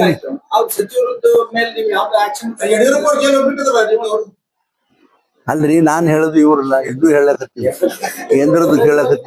ಅಲ್ಲ ನೀವು ಏನ್ರ ನಡು ಕೇಳ್ತಿ. ಅವ್ರು ಕೇಳುದು ಕೇಂದ್ರದ. ಒಂದ್ ನಿಮಿಷ. ಮೋದಿ ಸರ್ಕಾರ ಎಷ್ಟು ದಿನ ಆಯ್ತು ಬತ್ತು, ಆಮೇಲೆ ಇದು ಕರಪ್ಷನ್ ಹೆಚ್ಚಾಗ್ಯದ ಅಂದ್ರು. ಅದಕ್ಕೆ ನಾ ಏನ್ ಹೇಳ್ದ, ಅದು ಇಷ್ಟು ವರ್ಷ ಆದ್ರೂ ಕೂಡ ಇಷ್ಟು ದೊಡ್ಡ ಕ್ಯಾಬಿನೆಟ್ ಇದ್ರು ಒಬ್ಬನು ಜೈಲಿಗೆ ಹೋಗಿಲ್ಲಪ್ಪ ಅಂತ ಹೇಳ್ದ. ನಾ ಏನ್ ರಾಜ್ಯದ ಹೇಳದ್ನ? ರಾಜ್ಯದ ಹೇಳಿನ ನಾವು ಸಪರೇಟ್ ಕರಿತೀವಿ. ರಾಜ್ಯದ ಸಪರೇಟ್ ಕರಿತೀನಿ. ಅವತ್ ಬಂದ್ ಕೇಳಕತ್ರಿ ಯಡಿಯೂರಪ್ಪಂದು ಹೇಳ್ತೀನಿ ನಾ. ಜೈಲಿಗೆ ನಿಮ್ಮವ್ರು ಯಾಕೆ ಹೋಗಿಲ್ಲ ಅಂದ್ರೆ ಅದೇ ನೀವು ಸಾಹೇಬ್ರ ದಯವಿಟ್ಟು ನೋಡ್ರಿ, ಹಿಂಗ್ ಕೇಳಿದ್ರು ನಾವ್ ಹಂಗ ಹೇಳುದು. ಪಶ್ಚಿಮ ಬಂಗಾಳದ ಮುಖ್ಯಮಂತ್ರಿ ಅಲ್ರಿ ನೀವು ಅಲ್ಲಿ ಒಬ್ಬರೇ ಹೇಳ್ತೀರಿ. ನೀವೆಲ್ಲ ಪತ್ರಿಕಾ ಸ್ನೇಹಿತರು. ಅಲ್ಲ ಪಶ್ಚಿಮ ಬಂಗಾಳದಾಗ ಅಲ್ಲಿ ಸೋಲ್ದಾರ ಇವ್ರು ಅನ್ನೋದು ಎಲ್ಲರೂ ಇರ್ಬೋದು ಅಲ್ಲ. ಟಿಎಂಸಿ ಇದ್ದಾಗ ನಿಮ್ಮ ಪ್ರಧಾನಿಯವರೇ ಆರೋಪ ಮಾಡಿದ್ರು, ಅವನು ಆ chit fund Sharada chit fund ಹಗರಣದಲ್ಲಿ ಸಿಕ್ಕೊಂಡಿದ್ದ ದೊಡ್ಡ ಆರೋಪಿ. ಅವನನ್ನ ತಗೊಂಡ್ಬಂದು ನೀವೇನೇ ಈ ಕೂರಿಸಿ ಅವರನ್ನೇ ಪಟ್ಟಾಭಿಷೇಕ ಮಾಡಿದ್ದೀರಿ. ಅದೇ ತರ ಇದರಲ್ಲಿ ಅಸ್ಸಾಂ ಅಲ್ಲಿ ಹಿಮಂತ್ ವಿಶ್ವ ಶರ್ಮ ಅವ್ರ ವಿರುದ್ಧನೂ ನೀವೇನೇ ಎಲ್ಲ ಕಡೆ ಅವ್ರು ನಿಮ್ ಪಕ್ಷದಲ್ಲ, ಬೇರೆ ಪಕ್ಷದ ಭ್ರಷ್ಟಂತದ್ದು ಪಟ್ಟಾಭಿಷೇಕ ಮಾಡಿದ್ರಿ. ಮೂಲ ಬಿಜೆಪಿ ಅವರು ಕಡೆಗಣಿಸಿದ್ರು. ಇದು ದೊಡ್ಡ ಅನಾಹುತ ಆಗಿದೆ ಸಾಹೇಬ್ರ. ಸಾರಿ ನಡ್ರಿ ಸಾಕು, ಬಹಳ ಆಯ್ತು. ನಿಮ್ದೇನಪ್ಪ ಏನಾದ್ರು ಸಂವಾದ? ಸರ್ಕಾರ ಜಲಜೀವನ್ ಮಿಷನ್ ಕಾಮಗಾರಿ ಇಂಪ್ಲಿಮೆಂಟೇಷನ್ ಹಾ ಹೌದೌದೌದು. ಪ್ರತಿ ಮನೆಯಲ್ಲಿ ಸರ್ಕಾರ ಕೊಡ್ಬೇಕಾದ ಅನುದಾನ ಬಂದ್ರು ಕೂಡ ಇಲ್ಲಿ ಕಮಿಷನ್ ವ್ಯವಹಾರ ನಡೀತಾ ಇದೆ. 2-3 ದಿನದಿಂದ ಇಲ್ಲಿ ಬಿಜಾಪುರದಲ್ಲಿ ಕೂಡ ಗುತ್ತಿಗೆದಾರ ಸಂಘದಿಂದ ಕಮಿಷನ್ ಕಲೆಕ್ಟ್ ಮಾಡೋ ಆರೋಪ. ಅಂದ್ರೆ ಇವರೇ ಕಮಿಷನ್ ಇಂಪ್ಲಿಮೆಂಟೇಷನ್ ಆಗದೆ ಬಿಲ್ಗೆ ಕಮಿಷನ್ ಕೇಳುವಂತ ಸ್ಥಿತಿ ನಿರ್ಮಾಣ ಆಗಿದೆ. ಈಗ ನೋಡ್ರಿ, ನೀವು ಕೇಳಿದ್ರಲ್ಲಿ ಬಹಳ ಸತ್ಯದ. ನನಗೆ ಭಯಂಕರ ಬಹಳ ಜನ ಹಳ್ಳ್ಯಾಗ ಹೋದಾಗ ನನಗೆ ಹೇಳ್ಯಾರ, ಅವರು ಏನ್ ಹಡ್ಡಿರ್ತಾರ ಅದನ್ನ ಸರಿಯಾಗಿ ಮುಚ್ಚಬೇಕು ಅನ್ನೋದು ಕಾನೂನ್ಯಾಗ ಅದ. ಆಮೇಲೆ ಈಗ CC ರೋಡ್ಗಳು ಮಾಡ್ಯಾರ, ಅವೆಲ್ಲ ಹಡ್ಡಡ್ಡಿ ಒಗದು ಇವೆಲ್ಲ ಮಾಡ್ಯಾರ. ಬಹಳ ನಿಜವಾಗಿ ಅದರಲ್ಲಂತೂ ಅವ್ಯವಹಾರ ಅದ ಅಂತ ನನಗೂ ಅನಿಸ್ತದ. ನಾನು ಇದು ನಮ್ಮ ಜಿಲ್ಲಾಧಿಕಾರಿಗಳ ಮನಸ್ಸಿಗೆ ತಗೊಂಡ್ ಬಂದೀನಿ. ನಾ ಹೇಳಿ ಸ್ಪಷ್ಟಾಗಿ, ನೋಡ್ರಿ ನಾವು ಇಷ್ಟೆಲ್ಲ ಕೇಂದ್ರ ಸರ್ಕಾರದಿಂದ ಮಾಡಿದ್ರು ಕೂಡ ನಿಮ್ ಯಾವ ಊರಾಗೂ ಕೂಡ ಜಲಜೀವನ ಮಿಷನ್ ಸರಿಯಾಗಿ ಕೆಲಸ ಮಾಡ್ತಾ ಇಲ್ಲ. ನಿಮ್ ಕಾಂಟ್ರಾಕ್ಟರ್ ಎಲ್ಲರದು ಮೀಟಿಂಗ್ ಕರೆದು ಒಂದ್ಸಲ ಹೇಳ್ರಿ ಅಂತಕ್ಕಂಥ ಮಾತನ್ನು ಕೂಡ ನಾ ಹೇಳಿನಿ. ಆದ್ರ ದಯವಿಟ್ಟು ನೋಡೋಣ, ಇನ್ನೊಂದ್ ಸ್ವಲ್ಪ ದಿನ ನೋಡೋಣ, ಮಾಡಿಲ್ಲ ಅದಕ್ಕೆ ಬೇರೆ ವ್ಯವಸ್ಥೆ ಏನ್ರಿ ಮಾಡೋಣ. ವಜ್ರ ಹನುಮಾನದ ಕಟ್ಟಿಸ್ಕೊಡ್ತೀನ್ರಿ ನಾವ್ ಆಮೇಲೆ ಹೇಳಿಲ್ಲ. ಈಗ ನೋಡ್ರಿ ಈಗ ನೋಡ್ರಿ ಒಂದ್ ನಿಮಿಷ, 8 ಕೋಟಿ ರೂಪಾಯಿ ಪ್ರಾಜೆಕ್ಟ್ ಇವರು ರಾಜ್ಯ ಸರ್ಕಾರ ಹೇಳ್ತಾರೆ 8 ಕೋಟಿ ನಾವು ಕೊಡುದಿಲ್ಲ, ಅದು ಕೊಡೋದಿಲ್ಲ ಅಂತಂದ್ರ ಅವ್ರ ಮುತ್ಯ ಕೊಡ್ತಾನ, ಸರ್ಕಾರದವ್ರ ಮುತ್ಯ ಅದ್ ಸರಳ ಬಿಡ್ತೇವ. ಸಾಮಾನ್ಯ ಜನ ಈ ನೋಡ್ರಿ ಒಂದ್ ನಿಮಿಷ ರೀ, ನನಗೇನ್ ಕೇಳಕತ್ತಿದ ಡಿಸ್ಟ್ರಿಕ್ಟ್ ಮಿನಿಸ್ಟರ್ ಕೇಳಿ ಹೋಗಿ. ನನಗೇನ್ ಕೇಳಕತ್ತಿದಿಲ್ಲ, ಏನಪ್ಪಾ ಅವ್ರು 14 ಕೋಟಿ ಇಲ್ಲಿ ತಂದಿಟ್ಟಾರ. ಒಂದ್ ನಿಮಿಷ ರೀ, ನೀವು ಇಷ್ಟೆಲ್ಲ ಹೇಳ್ತೀರಿ, ನಾವು ಹೇಳೋದ್ ಬೇಡ. ಅದಕ್ಕ 14 ಕೋಟಿ ಇಲ್ಲಿ ಬಿದ್ದದ ಪಡ್ಕೊತ. 8 ಕೋಟಿ ಬೇಕು ಅಂತ ಹೇಳಿ ಜಿಗ್ಜಿನ್ನು ಕೇಳೋಣ. ಆಫೀಸರ್ DC ಅವ್ರು ಹೇಳ್ಯಾರ, ಇದು ನಮ್ಮದ್ರಿ ಕೆಲಸ, ನಾವು ಮಾಡ್ಬೇಕು, ನಾವು ಯುಟಿಲೈಸ್ ಮಾಡ್ತೇವೆ ನೀರ. ಯುಟಿಲಿಟಿ ಸಿಟಿ ಬಿಟ್ಟು ಹೊರಗೆ ಮಾಡಿದ್ವಿ, 1000 ಕೋಟಿ ಕೆಲಸ ಮಾಡೀನಿ. 1 ರೂಪಾಯಿನೂ ಅವ್ರಿಗೆ ನಾ ಕೇಳಿಲ್ಲ. ಇದು ಸಿಟಿ ಅದಾಗದಪ್ಪ, ನೀವು ಯುಟಿಲಿಟಿ ಮಾಡ್ತೀನಿ ನೀವು, ಇದು 6-8 ಕೋಟಿ ಆಗ್ಯದ, ನೀವು ಕೊಡ್ರಿ ಅಂತ ಹೇಳಿ ಎಲ್ಲಾ DC ಹೇಳ್ದ, ಅವ್ನಿಗೆ ಹೇಳ್ದ, ಚೀಫ್ ಸೆಕ್ರೆಟರಿ ಫೋನ್ ಮಾಡಿನಿ, ಅವರು ಇಲ್ಲ ತರ. ಅದಕ್ಕ ನೀವೇ ಒಂದ್ಸಲ ಹೋಗಿ ದಯವಿಟ್ಟು ಹೇಳಿ ಕೈ ಮುಂಚೆ. ಅಲ್ಲ ಅಲ್ಲ ನಿನಗೆ ನಾನು BJP ಕಾಂಗ್ರೆಸ್ ಅಂತ ಹೇಳದ್ನ, ನೀವೊಬ್ಬ ಪತ್ರಿಕಾರ್ತ.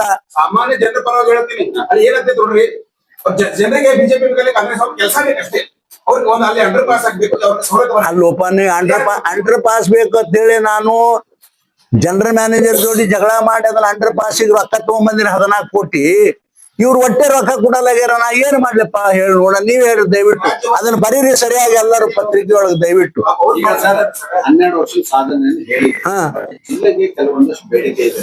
ಈ ಮುಂದಿನ 3 ವರ್ಷ ಇದೆ, ನೀವು ಅವಧಿಯೆಲ್ಲ ಈಡೇರ್ತಾರ, ಅದು ಮೇನ್ ಅಲ್ಲ. ಇಲ್ಲಿ ಏನೇನ್ ಬೀಳೋದಕ್ಕೆ ಉದಾಹರಣೆಗೆ ಇಲ್ಲಿಗೆ ವಂದೇ ಭಾರತ ಇಲ್ರಿ ಹೇಳಿ, ನಾ ಹೇಳಿ ಅದು ಹೇಳ್ಬಿಡ್ತೀನಿ. ವಂದೇ ಭಾರತ್ ರೇಲ್ ಬಿಡ್ಬೇಕು ಅನ್ನೋದು ನಮ್ದು ಆಸೆ ಅದ, ನಿಮ್ದು ಅದ.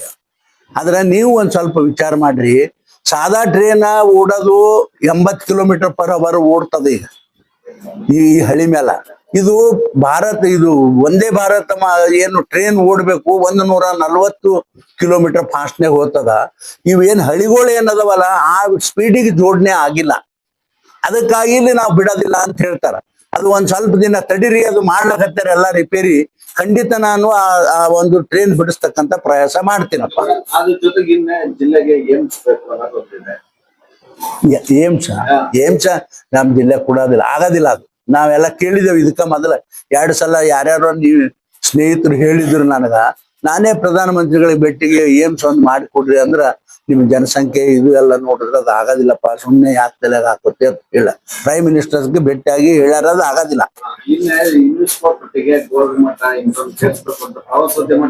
ಅದು ಸೇರ್ತದ ನಡೀತಾ ಇಲ್ಲ ಅನ್ಬೇಡ್ರಿ ಸಾಹೇಬ್ರೆ.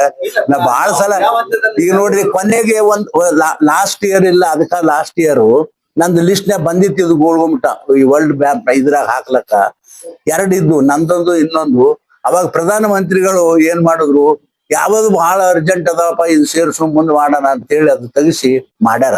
ನನಗೂ ಹೇಳ್ಯಾರ ಅದನ್ನ, ನಾ ಒಟ್ಟು ಮಾಡಿಸ್ತೀನಪ್ಪ ಅದನ್ನ ವರ್ಲ್ಡ್ ಮ್ಯಾಪ್ ನಾ ಸೇರಿಸ್ಲಕ್ ಪ್ರಯತ್ನ ಮಾಡ್ತೇನೆ, ಮತ್ತೆ ಹೋಗಿ ಮಟ್ಟಿ ಆಗ್ತೀನಿ ಅವ್ರಿಗೆ ಹೇಳ್ತೀನಿ. ಬಿಜಾಪುರದಿಂದ ಹುಬ್ಳಿ ರಾಷ್ಟ್ರೀಯ ಹೆದ್ದಾರಿ ಹುಬ್ಬಳ್ಳಿ ಅದು ನೋಡ್ರಿ ಸಾಹೇಬ್ರ ನೋಡ್ರಿ 6 ಲೇನ್ ಅದು ಮಂಜೂರಾಗ್ಯದ. ಆಮೇಲೆ ಅದನ್ನ ಎಸ್ಟಿಮೇಟ್ ಮಾಡ್ಲಕ್ಕ ಟೆಂಡರು ಕರೆದಾರ, ಟೆಂಡರು ಯಾರಿಗೂ ಆಗ್ಯದ, ಅದು ಕೆಲಸ ಪ್ರಾರಂಭ ಆಗ್ಯದ. ಅದು 6 ಲೇನ್ 100% ಬರೀ ಮುದೋಳು ಹುಬ್ಬಳ್ಳಿ ಟು ಬಿಜಾಪುರ ಅಷ್ಟೇ ಅಲ್ಲ, ಬಿಜಾಪುರ ಟು ಹುಮನಾಬಾದ್ ವರೆಗೂ ಆಗ್ತದ ಅದು ಹುಮನಾಬಾದ್. ಆಮೇಲೆ ಇನ್ನೊಂದು ಸಂತೋಷ ಸಂಗತಿ ಅಂದ್ರ ಇಲ್ಲಿ ಕೆಲಸ ಬಹಳ ಆಗಿತ್ತು. 6 ಮೇನ್ ಇದು ನ್ಯಾಷನಲ್ ಹೈವೇ ಆದ್ಮೇಲೆ ಕೆಲಸ ಜಾಸ್ತಿ ಆಯ್ತು. ಅದಕ್ಕೊಂದು ಸಬ್ ಡಿವಿಷನ್ ಆಫೀಸ್ ಇಲ್ಲೇ ಮಾಡ್ಯಾರ. ಈಗ ಮೊದಲು ಗುಲ್ಬರ್ಗ ಮಾಡಿದ್ರು, ಆಮೇಲೆ ಬಾಗಲಕೋಟ್ ಮಾಡಿದ್ರು, ಈಗ ಜಗಳ ಮಾಡಿ ಮತ್ತೆ ಬಿಜಾಪುರಕ್ಕೆ ಮಾಡಿಸಿನ ಅದನ್ನ. ಒಬ್ಬ ಇಲ್ಲಿ ಎಕ್ಸಿಕ್ಯೂಟಿವ್ ಇಂಜಿನಿಯರ್ ಇರ್ತಾರ ಮೇಲ್ಚಾರ್ಜ್. ಆಮೇಲೆ ಅಲ್ಲೊಂದು ಈಗ ಬ್ರಿಡ್ಜ್ ನೋಡ್ಲಕತ್ತಿರಲ್ಲ, ಎಷ್ಟು ಚಲೋ ಬ್ರಿಡ್ಜ್ ಮಾಡ್ಲಕತ್ತಾರ, ಒಂದು 80 ಕೋಟಿ ರೂಪಾಯಿದು. ಅಲ್ಲಿ ನೋಡಿ ಇಟ್ಟೆಲ್ಲ ಮಾಡೋದು ಜನರಿಗೆ ಸಮಾಧಾನ ಇರಲ್ಲ. ಮತ್ತೆ ಬಂದ್ ನನಗೆ ಒಂದು ಅರ್ಜಿ ಕೊಟ್ರ, ಒಂದು ಅಂಡರ್ ಪಾಸ್ ಮಾಡ್ರಿ ನಮ್ ಗಾಡಿ ಹೋಗ್ಲಕ್ ಆಚೆ ಕಡೆ ಹೊಲದವ್ರು ಹೇಳಿ ಅರ್ಜಿ ಕೊಟ್ರು. ಅದನ್ನ ಕೂಡ ಮಂಜೂರು ಮಾಡ್ತಕ್ಕಂಥ ಕೆಲಸ ನಾ ಮಾಡ್ತೀನಿ 1 ತಿಂಗಳೊಳಗಾಗಿ. ಈಗ ಅದನ್ನ ಎಸ್ಟಿಮೇಟ್ ಅದೆಲ್ಲ ಮಾಡ್ಯಾರ, ನಾ ಅದನ್ನ ಮಾಡಿ ಚೀಫ್ ಇಂಜಿನಿಯರ್ ಹೇಳಿನಿ. ನನ್ನ ಲೆವೆಲ್ನಾಗ ಬಂದ್ರೆ ನಾ ಈಗ ಅಪ್ರೂವ್ ಮಾಡಿ ಕೊಡ್ತೀನಿ ಅಂತ ಹೇಳ್ಯಾರ. ಅದನ್ನ ಮಾಡ್ಲಕತ್ತಿಲ್ಲ, ಅದನ್ನು ಕೂಡ ಮಾಡಿಸ್ಕೊಡ್ತೀನಿ. ಅದು ನಾನು ಹೇಳಿ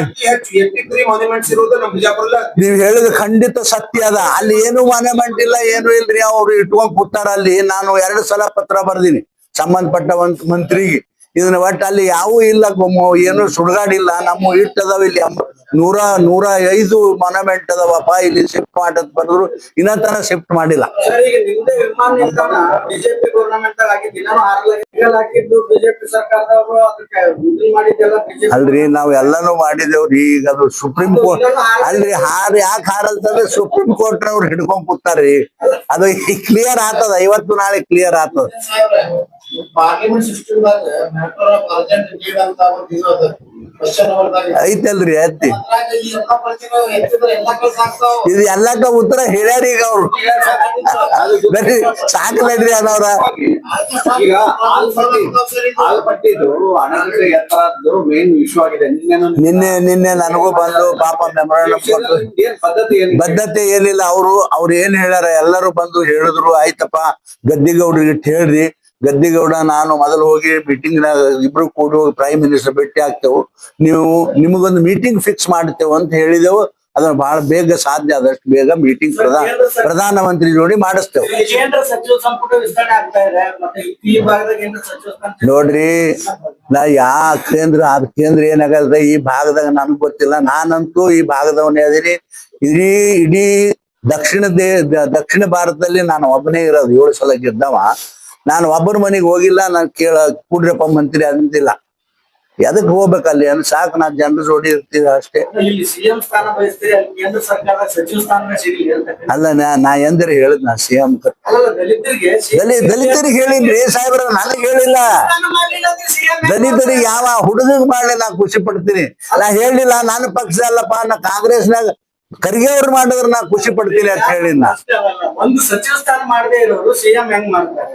ಅದು ಏನ್ ಮಾಡ್ತಾರ ತೋರ್, ನಮ್ಗೆ ಏನ್ ಮಾಡತ್ ತಗೊಂಡು. ಆದ್ರ ಚಾರಣೆ ಆಗಿಲ್ಲ ಅಂದ್ರೆ ಬಾರಾಣೆ. ನಮಸ್ಕಾರ. ಅದು ಹಾಕ್ರಿ 8,000 ಹಾಕ್ರಿ ಎಲ್ಲಾರು ಪೇಪರ್. ದಯವಿಟ್ಟು 8 ಕೋಟಿ ರೂಪಾಯಿ ರಾಜ್ಯ ಸರ್ಕಾರ ಕೊಡಲ್ತು, 14 ಕೋಟಿ ಕೇಂದ್ರ ಕೊಟ್ಟಾರ. ಹಾಕ್ರಿ ಒಂದು. ಸರಿ, ಪ್ರಿಯಾಂಕ ಖರ್ಗೆ ಕೇಂದ್ರಕ್ಕೆ ನಾವ ಕೈ ಚೆಚ್ಚಕತ್ತಿಲ್ಲ, ಗ್ಯಾರಂಟಿ ಸಲುವಾಗಿ ನಮಗ್ ದುಡ್ಡೇ ಕೊಡಕತ್ತಿಲ್ಲ ಅಂತ. ಮತ್ತೆ ಈಗ ಇಲ್ಲಿ ಕೊಟ್ಟಿನಲ್ಲಪ್ಪ, ಅಲ್ಲಿ ನೋಡ್ರಿ ಅಲ್ಲಿ. ಅಂದ್ರಿ ಅವ್ರಿಗೆ ಯಜಮಾನ್ರಿಗೆ ವಯಸ್ಸಾಗ್ಯದ, ಅವ್ರಿಗೆ ನಡಿಲಕ್ ಬರಲ್ತು, ಏನೂ ಇಲ್ಲ. ಆದ್ರ ನಂದು ಸಲಹೆ ಏನಂದ್ರೆ ರಾಜಕಾರಣ ಬಿಟ್ಟು ಸುಮ್ ಮನ್ಯಾಗಿರೋಪ, ಯಾಕೆ ಸಾಯ್ತ ಕಾಂಗ್ರೆಸ್ನವ್ರು ಜೋಡಿ ಅನ್ನೋದು ನನ್ನ ಅಭಿಪ್ರಾಯ ಅದ. ಈಗ ಹೋಗಿ ಹೇಳ್ತೀನಿ ಒಮ್ಮೆ. ಅದಕ್ಕ ಸ್ವಲ್ಪ ಇದು ಸರಿ ಇಲ್ಲ. ಅಲ್ರಿ ಇಷ್ಟೆಲ್ಲ ಕೊಟ್ರೆ ಇನ್ನೇನ್ ಕೊಡ್ಬೇಕ್ರಿ ತಗೊಂಡು ಒಯ್ದು ಕೊಡ್ಬೇಕ ಅವ್ರಿಗೆ ಅಲ್ರಿ ತಮ್ಮ ಸರ್ಕಾರ ಇದ್ದಾಗ ಎಷ್ಟ್ ಕೊಟ್ರತ್ತ 81% ಇಡೀ ಸರ್ಕಾರ ಇದ್ದಾಗ. ನಾವ್ ಕೊಟ್ಟದ್ದು ಎಷ್ಟು ನೀವೇ ನೋಡ್ರಿ, 2 ಲಕ್ಷ ಕೋಟಿ 3 ಲಕ್ಷ ಕೋಟಿ ರೊಕ್ಕ ಕೊಟ್ಟಿದ್ದೇವು, ಮತ್ ಕೊಟ್ಟಿಲ್ಲ ಅಂತ ಹೇಳಿದ್ರಾಗ ಏನು ಅರ್ಥ ಇಲ್ಲ. ಗೃಹ ಸಚಿವರು ಏನಂತ ಹೇಳಿದ್ರೆ RSS ನೋಂದಣಿ ಏ ಎಲ್ಲ ಮಾಡ್ಬೇಕು ನೋಡ್ರಿ ಅವನ್ ತಗೊಂಡ್ ಏನ್ ಮಾಡ್ತೀರಿ ಕರಿಗೆದು? ಗೃಹ ಸಚಿವರು ಸರ್. ಅದೇ ಗೃಹ ಸಚಿವರು ನಾ ಒಪ್ತೀನಿ, ಏನ್ ಅವನಿಗೆ ತಲೆ ಇಲ್ಲ. ಗೃಹ ಸಚಿವ ಏನ್ ಕೇಳ್ಬೇಕು ಏನ ಇದು ಅವನ್ ಕೆಲಸ ನಾ ಕೇಳೋದು. ಸಾರ್ವಜನಿಕರಿಗೆ ಕೇಳ್ರಿ ಹೇಳ್ತಾರೆ. ಇವಾಗ ಇವ್ನ ಕೆಲಸ RSS ನಾಗ ನೋಡ್ರಿ, RSS ತಂಟೆಗೆ ಯಾರು ಬಂದವ್ರು ಉಳಿದಿಲ್ಲ. ಸುಮ್ಮನೆ RSS ತಂಟೆಗೆ ಹೋಗ್ತಾರ. ನಮಗ್ ಕೆಟ್ಟ ಅನಿಸ್ತದ. ಅಲ್ಲಿ ದಲಿತ ಮನುಷ್ಯನಿಗೆ ಎದಕ್ ಬೇಕ್ರಿ? ಈ RSS ತಗೊಂಡು ದಲಿತ ಮನುಷ್ಯನಿಗೆ ಎದಕ್ ಬೇಕು? ನನ್ನ ಪ್ರಶ್ನೆ ಅಪ್ಪ. ಸುಮ್ ಆರಾಮಾಗಿ ಹೋಮ್ ಮಿನಿಸ್ಟರ್ ಮಾಡ ಅವ್ರ ಒಂದ್ ಮಿನಿಟ್ ನಾ ಹೇಳತ್ತ ಕೇಳ್ರಿ. ಅವ್ರ ಅಪ್ಪ ಕಾಂಗ್ರೆಸ್ನಾಗ ದುಡ್ದದನ್ನ ಕಾರಣಕ್ಕೆ ಅವನಿಗೆ ಈ ವ್ಯವಸ್ಥೆ ಮಾಡ್ಯಾರ. ಚಂದಾಗಿ ಹೆಸರು ಗಳಿಸ್ಬೇಕಿಲ್ಲ, ಜನರು ಕೆಲಸ ಮಾಡಿ. ಈ RSS ಗಂಟು ಬಿದ್ದ ಅಂದಾಗ ಅವೇನು ಸರ್ವಾಯ ಆಗುದಿಲ್ಲ. ನಮಸ್ಕಾರ, ನಡಿ. ನೀವ್ ಹೇಳಿ. ಕೇವಲ ಭಾರತ ಅಲ್ಲ, ಇಂಥ ಸಂದರ್ಭಗಳ ಪ್ರಿಯಾಂಕಾ ಖರ್ಗೆ ಅವ್ರು ಏನ್ ಚಿಂತೆ ತಂದೆ ಅವ್ರು ಮುಖ್ಯಮಂತ್ರಿ ಆಗ್ಲಿಲ್ಲ, ಅದು ರಾಷ್ಟ್ರೀಯ ಸ್ವಯಂ ಸೇವಕ ಸಂಘದ ಬಗ್ಗೆ ಮಾತಾಡಿದ್ರೆ ಜಗತ್ತಿನ ತುಂಬಾ ಹೆಸರು ಬರ್ತದೆ. ಅದೇ ಮುಖ್ಯಮಂತ್ರಿ ಆಗ್ಬೇಕಂತ ಅವ್ರ ಕನಸು ಕಾಣಬೇಕು.